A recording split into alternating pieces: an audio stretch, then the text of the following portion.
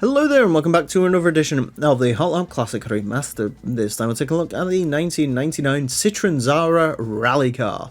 Although it's not really the Citroën Xsara rally car you might know from around this time period. So, the Xsara rally car in real life was an F2 car that was really clipping at the heels of the higher up WRC cars. In fact, I think it outright won an event at one point and yeah, it really put Citroën on the rallying map. But this one is part Polyphony's own design.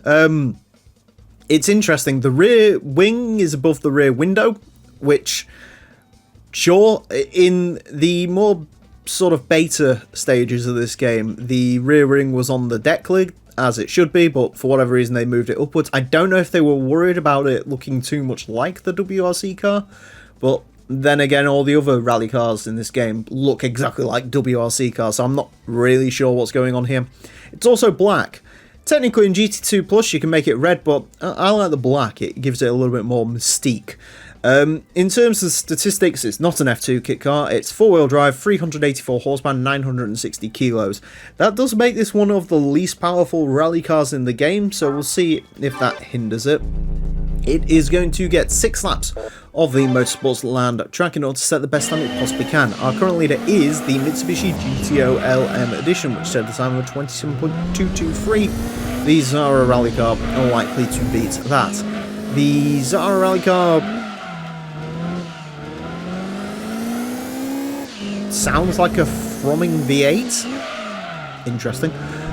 Yeah, the Xsara rally car, I think, in terms of what this is up against, I would say stuff like the Corolla and Escort rally cars we've had.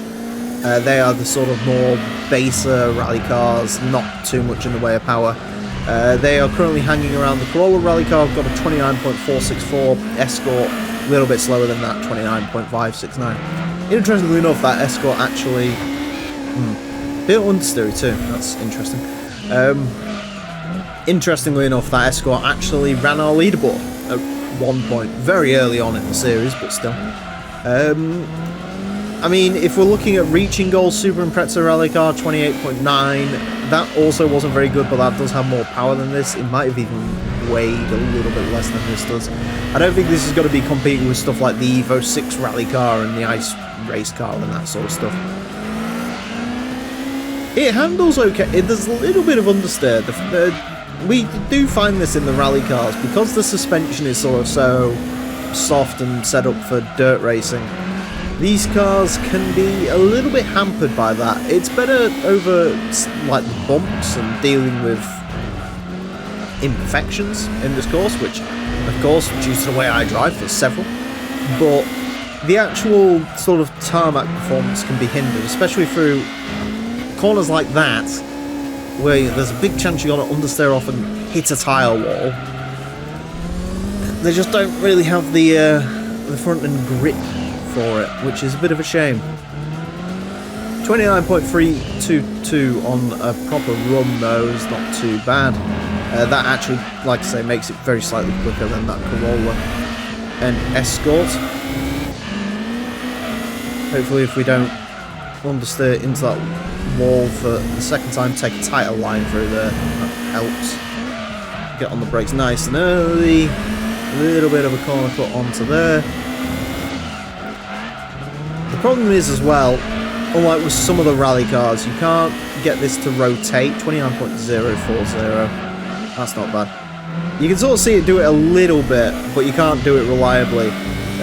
Another cool thing to do with rally cars, stuff like the Evos especially, is you can get them to rotate really nicely and get good amounts of performance out of that, but this hasn't really got the power or the grip to do that, so which is a bit of a shame.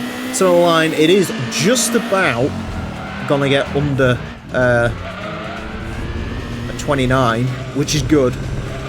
Yeah, it's pretty good to drive actually. It's just not got the grip overall.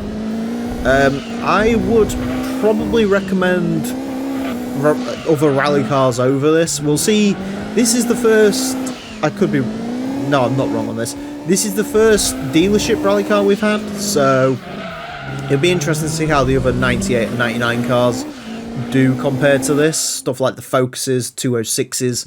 There'll be interesting benchmarks for this, but yeah, for now that's not too bad. 28.955 is definitely nothing to scoff about. That does make it one of the quickest cars that we have had around here, but it's just not quite on the level of stuff like the Evo rally car and stuff like that. But do you really expect it to be with the power deficit?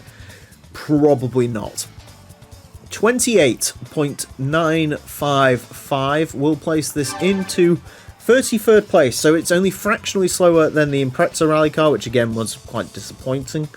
It's quicker than a Castrol Mugen NSX, quicker than the Toyota Chaser LM, quicker than an R34, quicker than the Vector W8.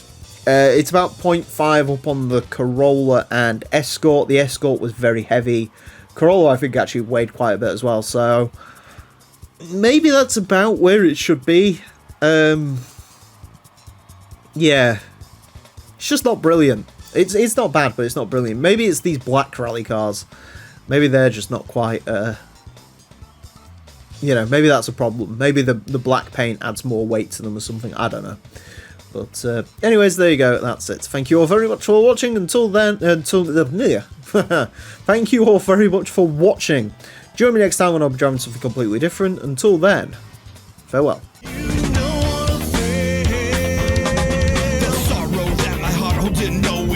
My hopes and dreams are going.